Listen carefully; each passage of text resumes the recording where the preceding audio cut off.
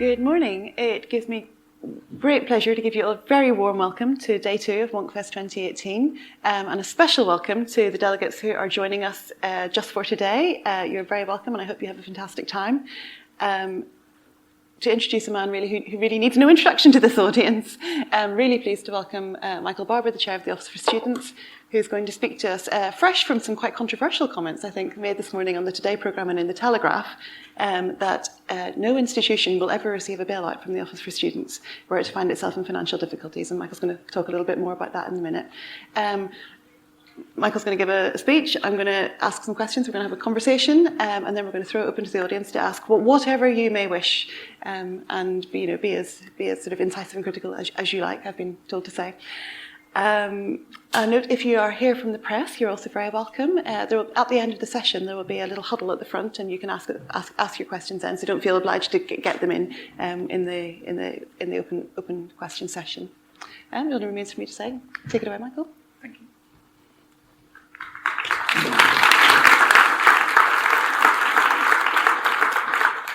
Well, first of all, thank you to Debbie for the session, and to Wonky for inviting me to be here, and for the tremendous achievement of putting together this event and the daily briefing that they do so well. It's become a kind of essential morning read that I must say I sometimes look forward to and sometimes don't. But yesterday there were a couple of things that I really liked in the briefing yesterday. One was that they said something like, whatever else universities might disagree about, surely they can agree that the task of the higher education sector is to advance this is the exact quote, advance all our understanding of the world for the next generation. I like that aspiration. And they also, in the briefing, said, we want our decision makers to be on the front foot. So I'll try to be on the front foot today. And I'll come to what Debbie just referred to about not bailing out institutions in a moment. But I want to start by going back to 1903. And I'm going to deal with the university question. It's a quote. You'll see it in a minute. I'm dealing with 3 themes. I want to say a few words about the Office for Students itself and how we're thinking about the world, and how there are some misconceptions, I think, among people in higher education about what we're for, how we're meant to work, and I want to take those on. And obviously, you can raise them later on. I want then, secondly, to talk about the role of universities and higher education institutions in the economy. And then thirdly, I've got a theme which I call the shrinking circle, which I'll describe when I come to it. But let me start on just briefly on the Office for Students. These are our priorities. This is the kind of marching orders we've set ourselves, and you can see we've got a big theme. You can have all the slides. They'll be. So if you want the slides, I'm sure Wonky can give them to you. This isn't new. This is in our strategic priorities that we set out some time ago. But I just want to remind people: participation. We want universities to get stronger and better at access for students from diverse backgrounds. We see the role of higher education in promoting social mobility as absolutely fundamental. And it's not just about participation, it's also about the experience when you get to university, which is the second theme. One of the great advantages of bringing together the functions of OFFA and HEFCE into the OFS is we can think about the whole of the student pathway into university, through university, and then into the labour market and into life and work. So experience is really important, and outcomes are really important, which is the third one there. And then, obviously, value for money. We need value for money from student perspective. That was the first thing we published, was student perspectives on what value for money looks like. But we also need value for money for the taxpayer, because even if there's obviously a debate about whether austerity is over or beginning to be over or not over, but either way, we do need to get the best value we can for every tax pound. So we're interested in these 4 things. These are the themes that organise our work. One of the things that has happened is, as I tour universities, by the end of next week, I'll have been to 26 universities in the last year and a bit. And I hear some myths on some of those visits, or when I'm around, or when I read Wonky, for that matter, on the briefing. These are 5 myths. I just want to take each one of them on briefly. The first is people think we're just a kind of another version of HEFCE. HEFCE was a wonderful institution created in 1992. It had a 25-year run. It was a funding council. Obviously, after the Brown Review and the reforms that were introduced in 2011, that funding council model wasn't appropriate. The 2017 legislation changes everything. We're under the new legislative framework. We're not HEFCE Mark II. We have great respect for HEFCE's achievement, but we're doing a different job. We're a regulator, not chiefly a funding council, and the role and culture will be different. Second one, that we're negative about the sector. No, we're not negative about the sector.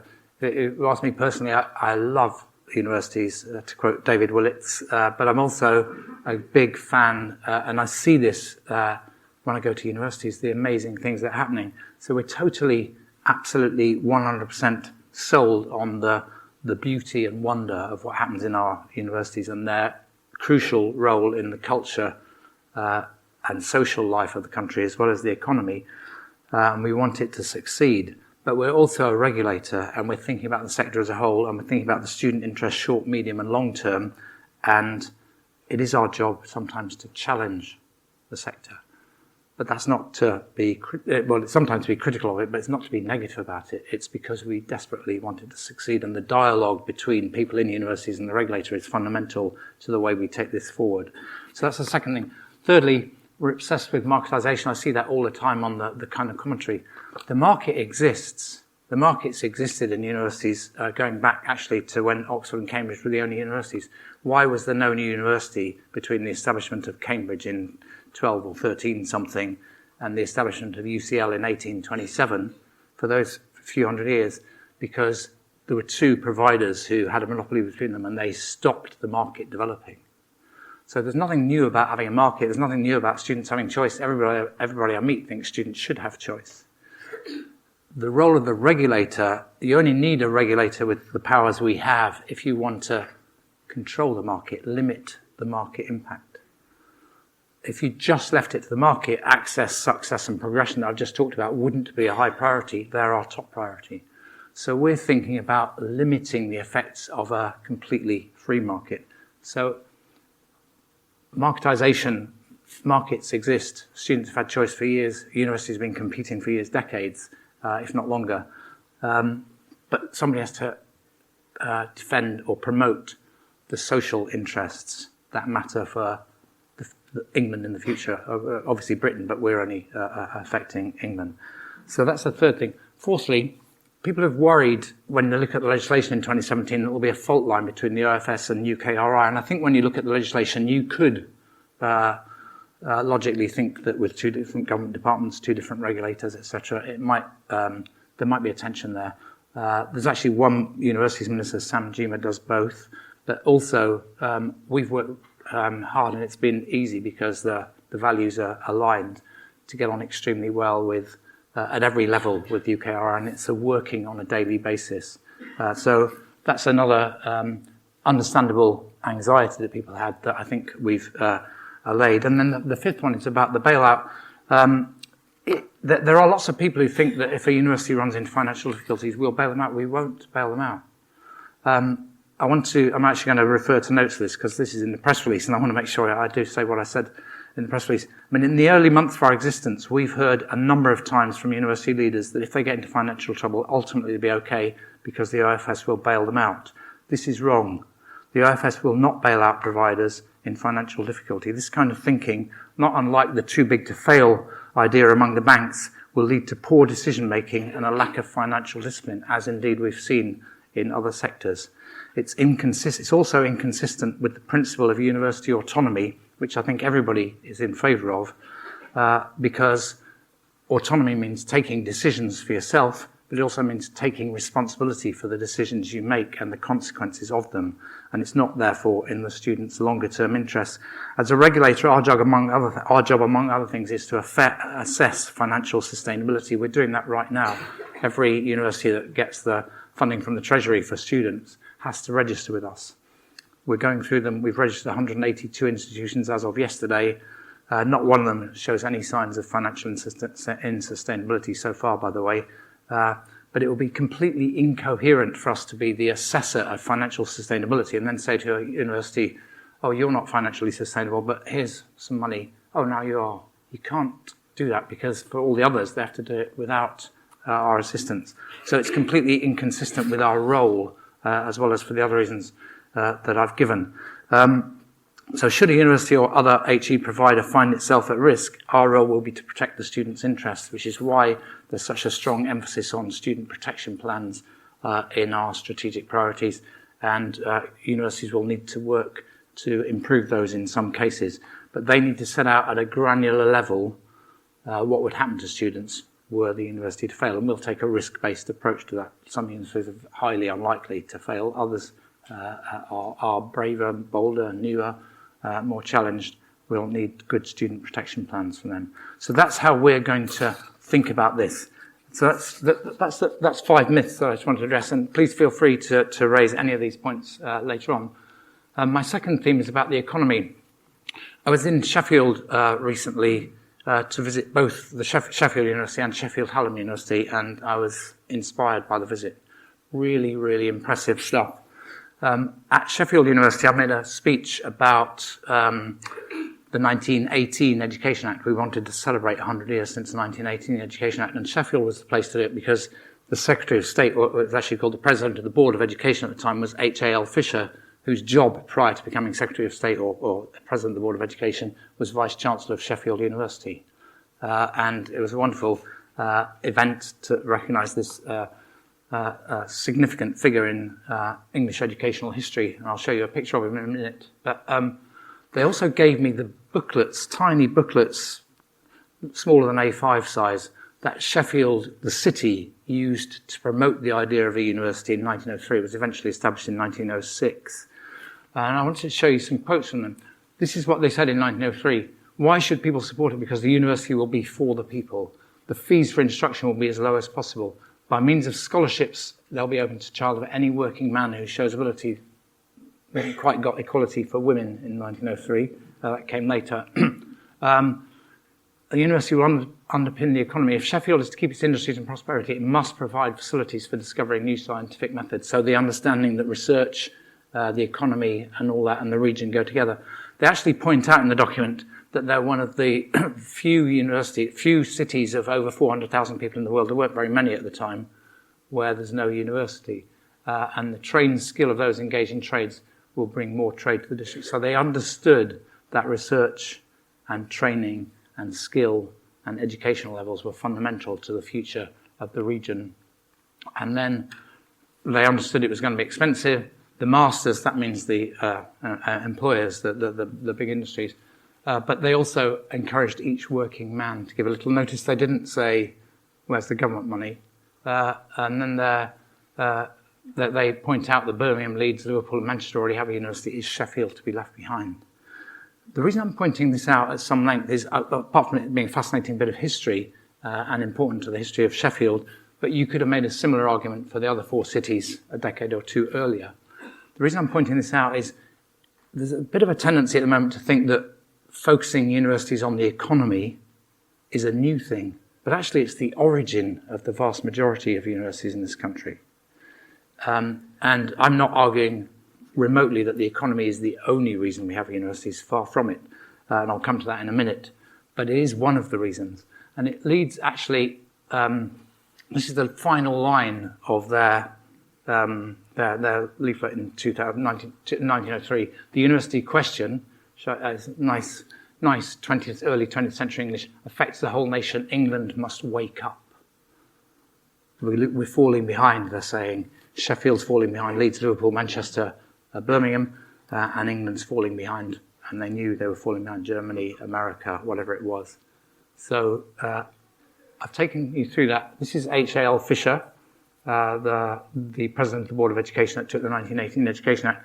He passed one clause in that act, was that every young person over the age of 14 up to the age of 18, the school leaving age was raised to 14 then. We're talking about over 100 years ago. And that was a big step forward. Employing children under the age of 14 in a blaze of controversy was pretty much banned. But Fisher insisted in the law, and it was passed, that age 14 to 18, if you were employed, you would have to have 1 day for day release to be trained, to go to a college, to go to a university, to do an apprenticeship properly, where you'd get a day release, 40 weeks a year, 1 day a week. This was a really important piece of legislation. In 1921, there were big cuts in public expenditure. It was never implemented. In 1944, the same clause was passed in the Butler Education Act. Big cuts in 1947. It was never implemented. This was a missed point in a turning that we should have taken that we didn't take in educational history. The reason I mention all this now is one of the exciting things happening in our sector is the rise of degree apprenticeships. So if you look just over the last 2 years, the number of a degree apprenticeship entrants has more than doubled. 5,100 will be tripling, so it's somewhere between, it's about 2.5 times as many growth. So 250%, if you want to call it that. We predict, and obviously we're making a judgment here, so it's not absolutely certain. We're predicting 20,000 plus degree apprenticeships by 2021. That's still obviously a minority of the number of people who will get degrees in the future, but it's a significant minority. And what's interesting, I've got figures from 6 universities that I've visited myself in the last few months to show you the kind of universities that are doing degree apprenticeships. Here's some. The University of Sheffield by 2020 reckons it'll have 414. We call them to check these figures. Nottingham Trent University, 1,500. University of Exeter, 803. Warwick, 1,400, so on and so on. Now, this is not all of them. The biggest provider of degree apprenticeships at the moment is Manchester Met University, which I'll come to in a moment. But you can see that this is a trend which relates universities to the economy and which brings apprenticeships into the mainstream of university education. This is a really important development for the future of our sector and for the future of our cities, these and many others, and for the future of our economy. This is Manchester Met. These are some of the partners that Manchester Met is working with on its degree apprenticeship scheme, which is, as I say, the biggest, as far as I know, in England. So that's my second theme. Here's the third theme, and I will be finishing when I've talked this through. I don't know about you, but sometimes I like to just think about things a bit beyond the sector that we're in. It's easy to get totally absorbed in it. It's fascinating, it's important, it really matters to everybody in this room and to many, many others. But I've been, and I'm sure you reflect on some of this, so I'm not claiming to have done anything particularly exciting here, but thinking about the state of the modern world. And this is how I think about it. In the middle, you've got a kind of what you might call, with a small l, liberal democracy, rational liberty, a phrase from Edmund Burke 200 years ago. Well-regulated markets, liberal democracy, the pursuit of truth is valued, respected, obviously debated. It's obviously always controversial because the pursuit of truth is, and accountable governments that are held to account through a variety of means, whether it's parliament, whether it's whatever. And then you've got these threats to that around the outside. Populism of the right, which we're familiar with, populism of the left, which we're familiar with, where these things in the middle of the circle aren't valued.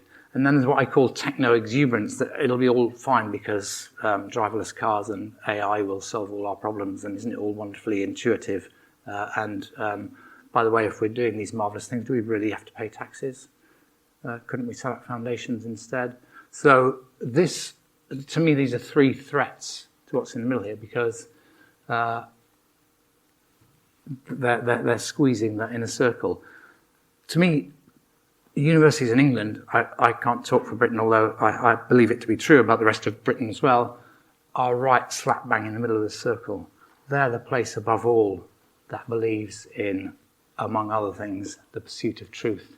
Some of these things, liberalism, obviously within universities you can have very diverse views. That's an important part of freedom of speech, which I'll come to in a moment.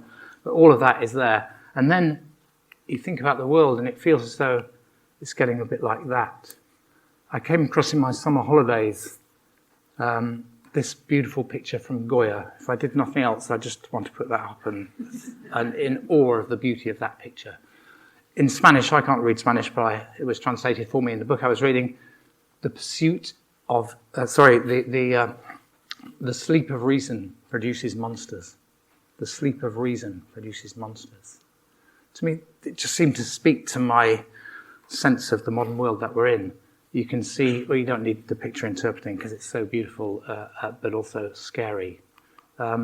So I want to say about freedom of speech in that context, and again, I want to put this on the record because it was part of the press release.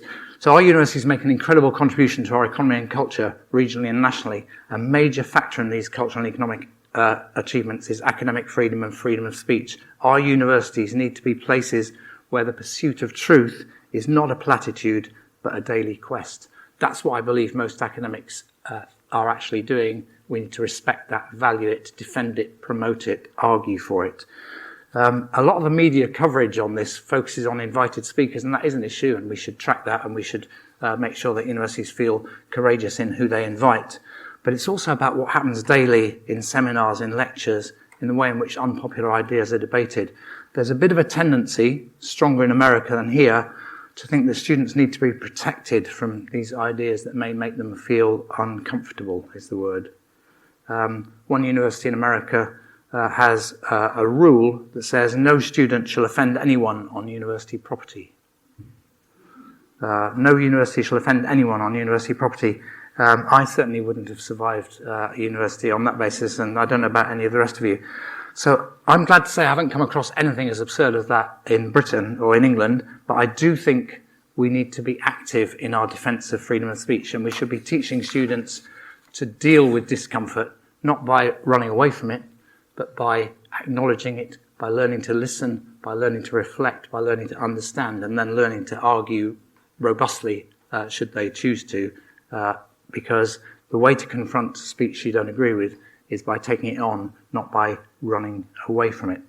I've heard often people say that freedom of speech is just an issue got up by the media or politicians. Actually, it isn't. It's all about defending the circle. It's about widening the shrinking circle. It's about making sure that reason doesn't sleep. So here's my agenda for universities in the 21st century. This is not an OFS prescription. This is just what I think, and we can debate it and argue about it, and nobody has to do all of it. But these are 6 or 7 things that I think are really important. I just want to emphasize the last point before I finish, which is to say this. We need to tell, universities need to tell ordinary people in their cities, in their places, across the country, what you do all day. Lots and lots of people don't know. And there's a risk in the shrinking circle analysis of a populist backlash. And that would be a big problem. Universities need to tell people what they do to transform lives. I loved that thing on the Today programme and in the papers 2 or 3 weeks ago about the ancient Greek ship found on the bed of the Black Sea. It was historically fascinating. It was quirky, but there was serious science there. There were 2 women academics interviewed. They were completely excited and exuberant about what they'd done. And it was infectious and brilliant. We need much more stuff like that. Thank you very much, Debbie, for the time to do this. I'll come and sit over there.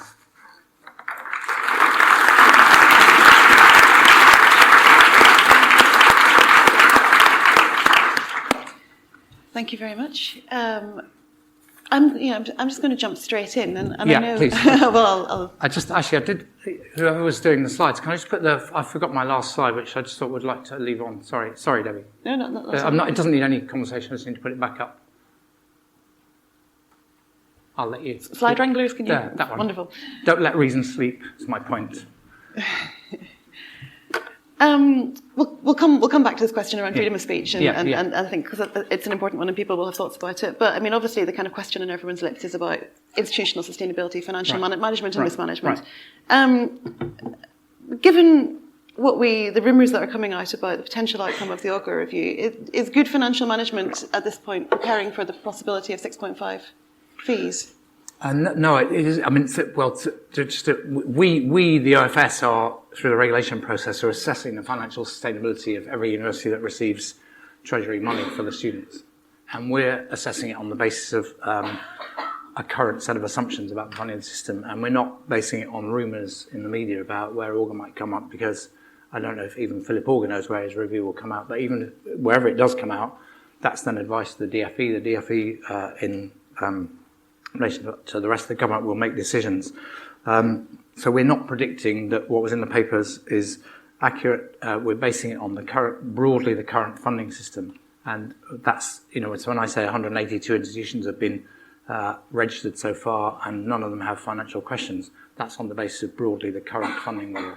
But there is a wider point here, isn't there, that there's so much uncertainty in the system right now. Particularly, there's the outcome for the Fees Review, there's Brexit, there's ongoing conditions around international students, and I mean, how reasonable is it to expect universities to be able to plan in a meaningful way, I suppose, on that basis? Well, there is uncertainty. There's uncertainty in the modern world. I mean, just to go to the broadest possible level implied in my slides is the set of international relations we have and the rules of the game of international relations are changing before our eyes. So at that very broad strategic level is uncertainty, and then you come back to Britain and there's all the uncertainty about Brexit, and then there's the uncertainty about the particular funding. And you can just kind of give up in the face of that uncertainty, or you can try and just keep things moving. And I keep saying, I don't know if people have picked this up, but how positive I am about the future of universities. I think they're absolutely transformative for our future. I think they're a big success story globally and in this country. And universities have to keep the agenda moving along. And what you need is well thought through decisions at governing councils and at executive level. Many of the people in this room will be involved in that, about how to move forward without taking on excessive risk, but without equally being paralysed by the degree of uncertainty. I agree that is difficult, but it's not just universities, it's every institution in the country that's having to make those judgments. In a scenario where the headline fee was reduced, but there's also, so in kind of the absolute worst case scenario for everyone here is that the headline fee is reduced, that's just the end of it, and universities have to manage with less money, and that would be really, really challenging, as we know. There'd be tremendous impact on students, on communities, and so on. But there's a sort of slight potential silver lining, which is that you get a potential backfill, and it would, in the form of the T grant, and the potential for putting incentives into the system. I realise it's very highly hypothetical, but if in that scenario, where would OFS want to put incentives into the system? That is super hypothetical. But look, I think you've seen our priorities. So we've emphasised access and participation and the flow of students through that. So we are, if we had one single priority, it will be that universities are even more than they are now, and they're already doing a good job of this, but they'll be doing an even better job of promoting social mobility, of ensuring access from students from diverse backgrounds, whether that's to do with income or other social factors. So that would be an absolutely top priority. The other thing I want to say is that there's a slight tendency in the commentary in the media over the last few days and on and off to think that the humanities are in some ways of less value. Maybe it's because there's an overemphasis on the economy, and that's why when I showed you the economic stuff from Sheffield, I'm saying that's not the only purpose. I totally believe in the importance of the humanities. In fact, the answer to techno-exuberance is thinking through the new ethical frameworks we need. That is a philosophical set of questions. The history really matters. The interpretations of literature really matter. This ability to debate ideas is fundamental to a good education. So I would be very worried if a consequence of any funding system, the one you described or the others, was some hammering of the humanities or the arts. These are absolutely fundamental to the future. So as far as I have any influence, that will be a big theme for me as we go through any funding review. But I'm not answering for the OFS here. I'm just telling you what I think. I spend my leisure hours reading history books and occasional politics books and novels. I love the arts and the humanities, so we've got to look after them.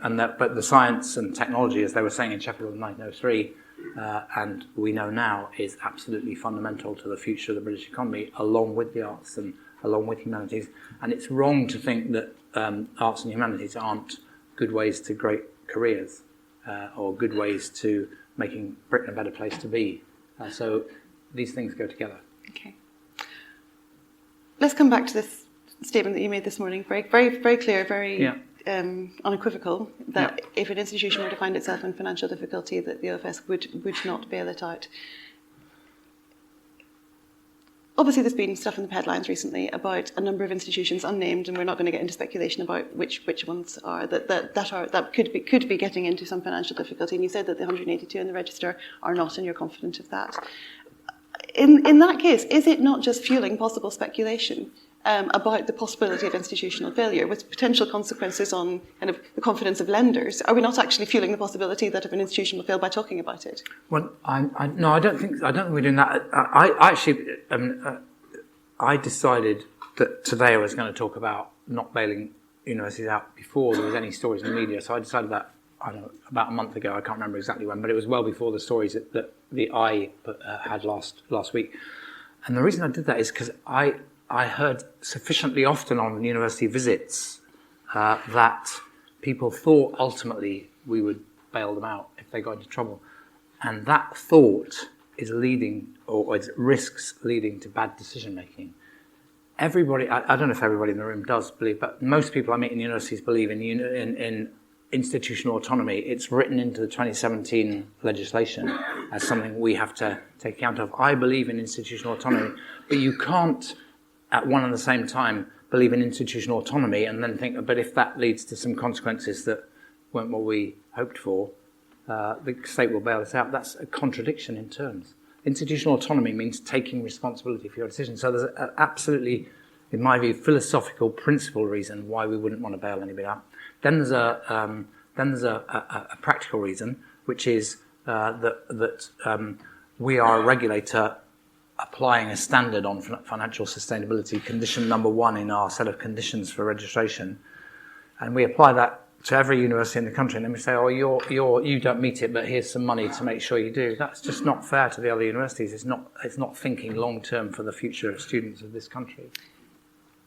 There's 182 providers in the register. There's 8 yet to register that in pending. Is that? Oh no, many more than 8. Or 8 universities. I mean, sorry. No, yeah, there'll be many more. No, there's many more. And yes, of course, and hundreds and hundreds of other providers, still pending. Yes. But is there and where one of those as yet unregistered providers to show signs of being risky, more financially risky, you would obviously impose conditions of registration.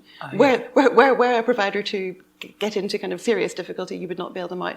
Are there points of intervention for OFS between those two poles? Yes. So by the end of this year, we will have hopefully have registered all of them, and the register will be public. And the one where there's a condition on financial sustainability, that will be public. And if there is to be a case where it's not registered at all, that will be public. So this will be public information in time. But yes, so we and I've talked a lot about this. And I don't want people to think this is just waffle. It tends to sound a bit like. I would like a trust-based regulation regime. There's a whole theory of trust-based regulation. There's a guy called Chris Hodges at Oxford University who writes about it, among others. And the idea of trust-based regulation is the regulator relies on the people being regulated, in this case university leaderships, to do their best to act as autonomous institutions, to have good values in the way they go about things. And if they're running into difficulties, they come to the regulator rather than waiting to be caught out. And in those circumstances, it's much more. If we wait till if there is to be a university that goes into a really difficult financial situation and ends up in insolvency, if we find out about that right at the last minute, our options for contributing to the future of that university are much, much harder and more difficult, and the trust will not be there. So there is absolutely a way for universities to raise issues before they get into a lot of financial trouble, before a bailout would be required, and to think through what that might mean. It won't lead to a bailout. There will be no bailouts, but there are lots of other solutions between A and B, to use your hand gestures. Yeah. A lot of confidence in student protection plans in this model. Of the institutions, so the institutions that are financially sustainable on the register will have submitted student protection plans in which they assess their risk of failure as being very low. As a consequence, the content of those student protection plans will be what would happen in the case of a campus closure or perhaps a course closure. So, and that would be relatively straightforward. It would be teach out, it would be relocation of students, it would be compensation if that was appropriate, etc., etc.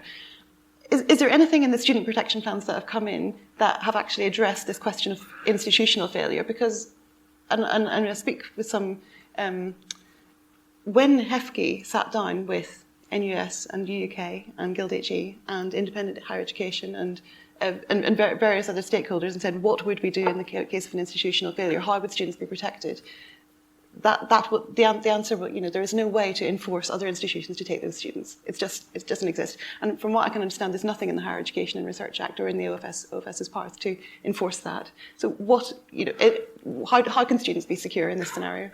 Well, nobody wants students to be in this situation, which is why my previous answer, I hope that universities that fear they might be heading in this direction will come to us early and we can have a creative conversation about what that might mean. Because the other thing which you haven't raised but is really important is the role of the university in a place or a location and the local and regional economy, which we do.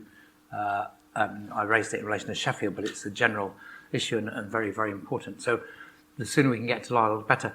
Student protection plans, I would say they still need some work.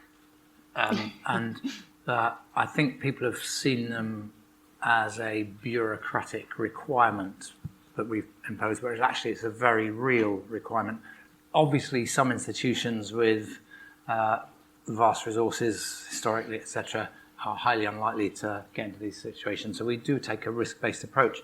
But quite a few institutions, we've thought on their applications, they've done a good application for the register. We want to register them, and we've gone back to them and said, actually, this student protection plan is not up to the job. So we do need people to take this seriously. It is actually really important, and it is important public information that when students are making choices, they can see if this were to happen, what would happen. And what I said on the Today programme this morning is it needs to be sufficiently granular that we will be able to say to any student in a university, this is your pathway to completing your studies, taking account of what you've already done. But can universities do that? Have you seen examples of student protection plans where a university has been able to say, if we go to the wall, this university down the road will happily take you on, and there'll be no problems there, or if we lose our Tier 4 licence, or any one of a number of kind of calamities that could befall a university before they hit financial failure. Well, it's an innovation in that sense, but the answer to your question is, in the end they'll all be public, so you can see them. And Wonkfest can do one of its brilliant research things and say, here's the good ones and here's the whatever. But we are seeing some that are serious about this. Yes. Shall we move on to freedom of speech? As you wish. It's an interesting one. Okay, nobody's going to disagree that this is, the universities are facing threats from a number of sides, and that it is absolutely fundamental that universities defend and champion freedom of speech, not proactively perhaps rather than passively. But this question about what goes on in lecture theatres and seminars, and about this being the kind of spaces in which freedom of speech need to be kind of championed and so on. In principle, easy to agree with. How does OFS, what can OFS do to influence that space, particularly in the context of not trespassing in academic freedom and the ability of academics to be partisan, to take a view if it's well informed and backed by evidence? Yes, and you want academics to be partisan and take a view, and students too, but obviously a diverse range of views. So, I think this is an issue, and that's why I use the Goya picture and other things. It's unlikely in the end to be an issue about the exercise of our powers. You can imagine a situation where we exercise our powers, and I've said repeatedly, we'll only ever exercise our powers to widen freedom of speech. The idea of a state institution or state-created institution that intervenes to limit freedom of speech in universities is terrifying to me. So we'd only ever exercise power to widen it. But even that, I think, is remote. I think the phrase I've used in the press release is, we will be a consistent champion of freedom of speech, and that's why I raised it today. Not because I've raised it, and then people say, well, it's only because X minister or that newspaper raised it. No, it isn't. It's because the pursuit of truth is threatened, and if you don't promote the things that are in the circle I believe to be shrinking, if you don't promote them actively, they atrophy. So we will be a champion of it, and we will talk about it, and we can argue about it in here, and we can have a proper debate about it. But I want to empower people to take points of view that are unpopular or minority or whatever it might be, because that's how our universities thrive. You can't have the pursuit of truth without vigorous debate. But what does that mean in practice? Well, it means raising it in an audience like this. That's what I'm saying. I think there's some things that you don't do by powers and orders and instruction. You do it by advocacy and promotion and debate. And we can have a debate, and I might learn, hopefully I will, something out of the debate if people disagree with me. That's the way it should be. But I don't want people to think that I'm talking about the pursuit of truth and freedom of speech and all of that simply because it's been in the newspapers. It's because it's a fundamental issue, and there's no place in the world, I'd argue, more important than a British, but I can only talk about England, than an English university in promoting freedom of speech and the pursuit of truth. We've got this fantastic history, great institutions. Everybody in this room, I hope, would want to widen the circle, not see it shrink. And I think universities are absolutely the heart of that. So we'll be a champion of it. And it means talking about it. It means advocating it. It doesn't mean exercise of powers and fines and all that in most cases. But if someone were to come to OFS and say, I've got grave concerns about the suppression of freedom of speech in my seminar, if a student were to come and say, what happens then? Well, we can look at those things, but we're not going to go into endless. It's about thinking how this would work in practice, and it's about empowering people to have these different views. But we will look at cases if there's a substantial case, we'll do it. But we'll monitor it, we'll promote it, we'll champion it. But we're not going to get absorbed into a sort of massive bureaucracy around this. Okay, final question from me. You said you wouldn't bail out an institution, but don't you think it's quite likely that in the scenario when an institution, a regional institution, very very linked into the economy, very delivering really important breadth of skills research, is it not likely that in that context the OFS's decision about whether or not to bail out would be superseded by government under pressure from local MPs, that sort of thing? Look at the minister's quotes in the Telegraph article today. They're pretty robust. And it's wrong to think that if a university failed and wasn't bailed out, the whole of whatever was there would go away. There are lots of other ways. Like Sheffield didn't have a university in 1903. They created one themselves. There can be innovation. There can be new institutions can come into the space. There can be mergers. There can be takeovers. There can be whatever. So there's lots of ways of thinking about that.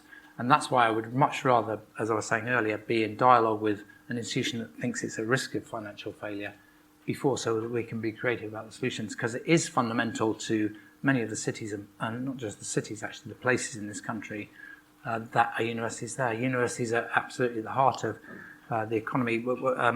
Chris Husbands, the Vice-Chancellor of Sheffield Hallam University, was telling me, I'm going to get the figures not quite accurate now, but roughly right, that if you went back 50 years in Sheffield, there were about 40,000 people working in the steel industry and 5,000 students. And now in Sheffield, there are about 45,000 students and about 5,000 people working in the steel industry. That is the transformation in the last 60 years.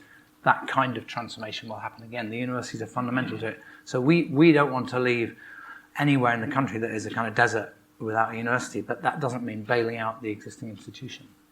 Thank you. I'm going to throw it open to the floor. So wave your hands. If there's lots of questions, which I expect there to be, I will take them in rounds of 3, if that's okay. Yeah, please.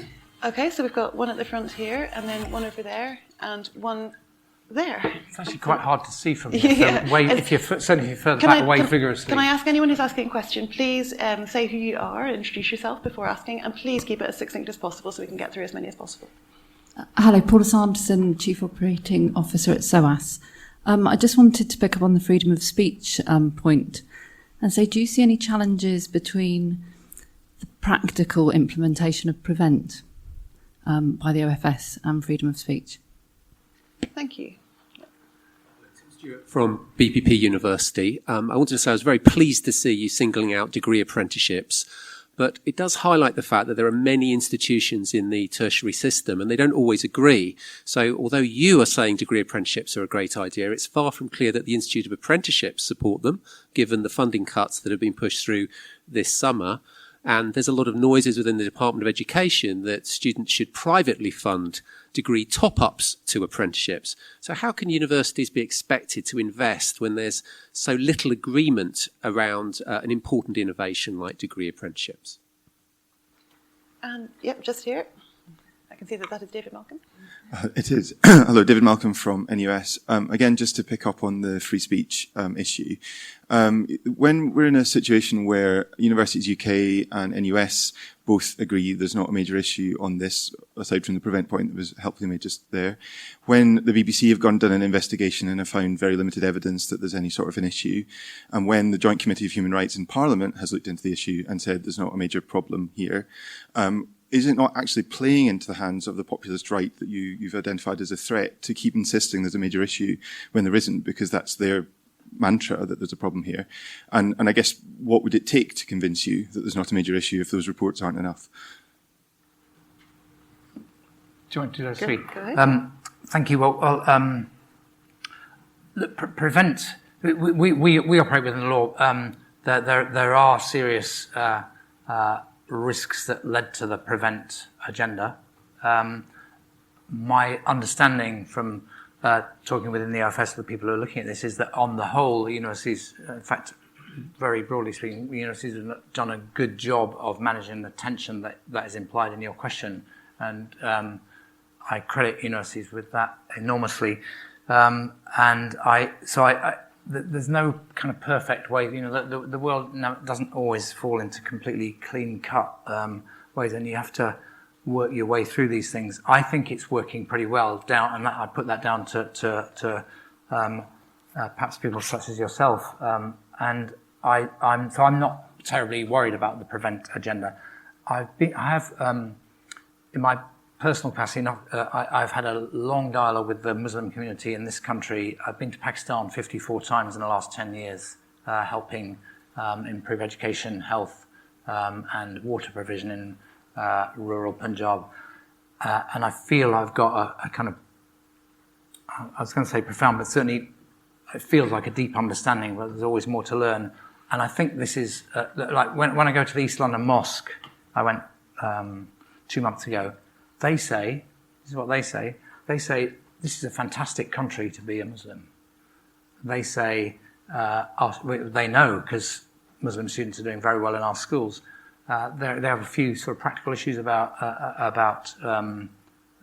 universities, that prayer rooms and things like that. But basically, Muslim people in this country value our institutions, they value our universities, they value the financial laws we have about Islamic finance and so on, and it's a great country to be a Muslim. And this is what they tell me, and they don't worry too much about friends. So I feel that that's on the whole okay, but we should keep it under review, and we will. Tim from BPP, I couldn't really see, but because there's a light right behind you, but I actually agree with you. I think there's a regulatory tension there that needs ironing out. People tell me that the process of getting apprenticeships off the ground compared to other courses is very bureaucratic and frustrating. I have raised that case, that issue with DFE ministers, and I think it is a problem and it needs to be overcome because, well, I mean, not everybody agrees with me, but I think degree apprenticeships, I'm certainly not saying they're the model, but they're one set of diverse provision that we need to see more of and that will help students. It's a pathway that I think quite a lot of students will find good. When I went to Sheffield, I talked with some degree apprenticeship students. They love the fact that they're daily working, that they take what they learn in the university into their workplace the next day, that they learn that. I was talking to engineering students, so they do the hand stuff, but they also do the high-level technology, the robotics, all of that. And they love the fact that ultimately, if they succeed, they won't just get an apprenticeship, they'll get a degree from the University of Sheffield. And they know that if their employer at some point in the future is overwhelmed by the changing nature of the economy, they'll always have the value of a University of Sheffield degree, and that applies to all the other, So I'm strongly in favour of these, but I agree there are regulatory burdens to be ironed out, and I'm glad you raised the question. And on David, look, we can debate this.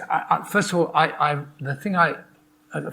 respect your question, but I don't think to associate freedom of speech with the populist right is remotely the right thing to do. It's completely the wrong thing to do. The populist right doesn't want freedom of speech.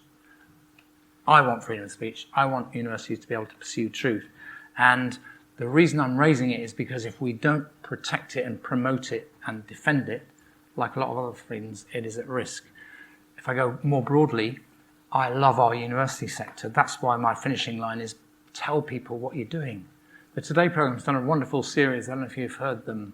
They did one in Aberystwyth, one in Glasgow, one in Sheffield, and one other, I think, where they spent the whole programme based in the university talking about the things that universities are doing for students, for the local economy, and in research terms. We need much more of that at a local level. So I'm unashamed in promoting and advocating freedom of speech. I don't associate the promotion of freedom of speech with the populist right. I think that's completely absurd. And I do think that universities should take it very seriously and be actively promoting it. So in lecture halls, in classrooms, seminar rooms, as well as with visiting speakers, because I think it's such an important value and such an important way of ensuring that universities really are places where the pursuit of truth is a daily quest and not simply lip service. Lovely. Okay, let's go to another round of questions. Okay, we've got 2 in this row and 1 over here.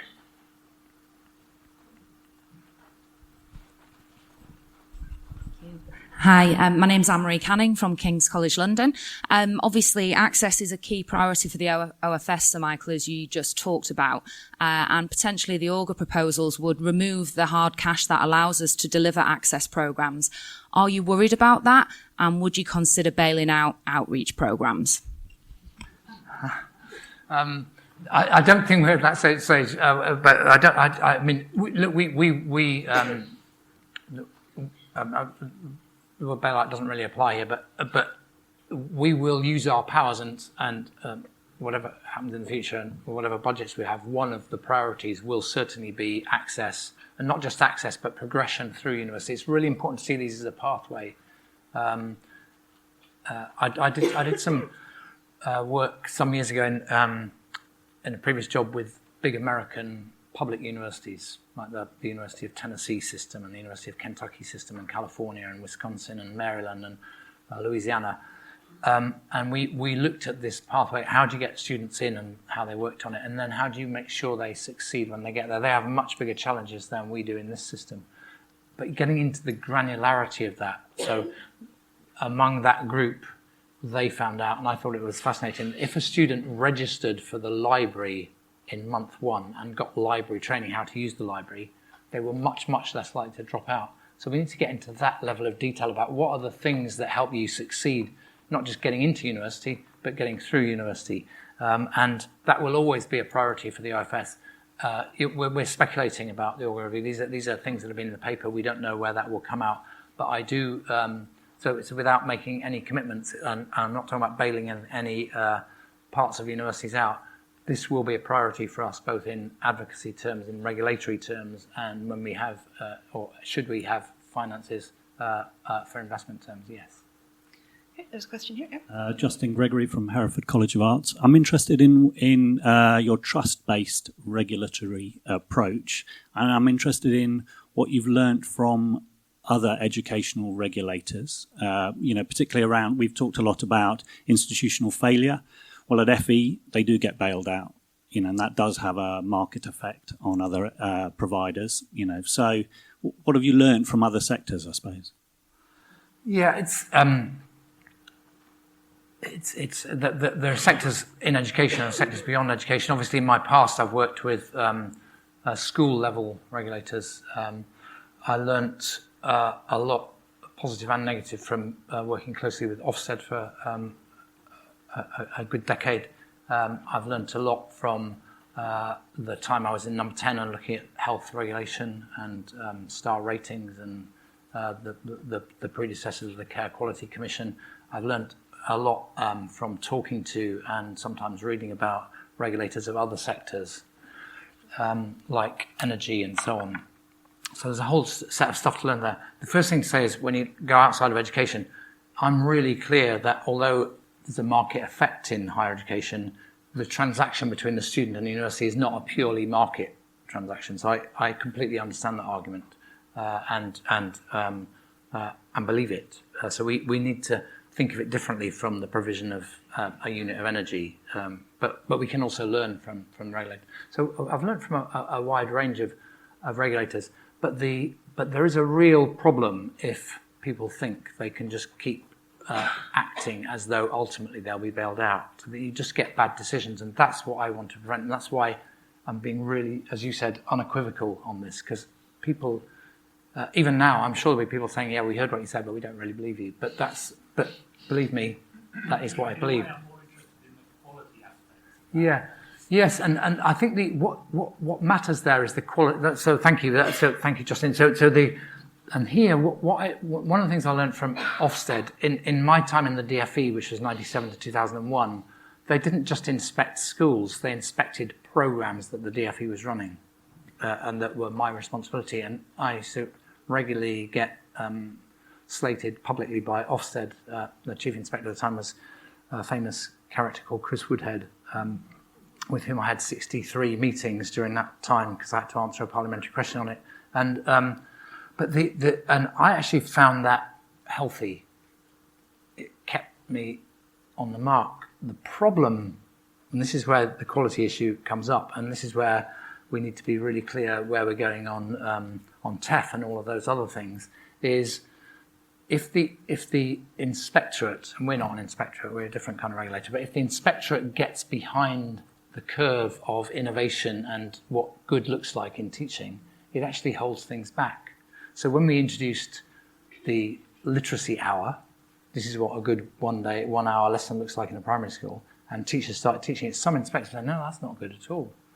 We're remembering what was good in the 1990s or the 1980s, and that's a problem. So with the regulator, you've always got to be up at the, if you think of quality as a bell curve, you've got to be in the top 15% and understand what that looks like if you're a quality regulator. We're more of the other kind of regulator, but we do have to understand this quality thing, and that is a sophisticated question that you're raising, and it needs constant thought on our behalf. And if you talk to any of the OFS staff, you'll discover that this is something that we debate, but it isn't something that you get to a glib answer on. But it's a great question. I think we could squeeze in just a few more. So I promised one over here, and then for the purposes of the roving mics, one over here, and one here, and then I think that's going to have to be it. So let's get them all at once, and then we'll... Hello, John Pritchard from Durham University. One of your principles for higher education was the importance of constant evaluation. I'd be interested in your thoughts, given what you've said about institutional autonomy, also thinking about other principles such as proportionality, how you think the right, appropriate balance can be struck between evaluation, which institutions, universities themselves undertake in terms of being reflective organisations, and external bodies such as yourself.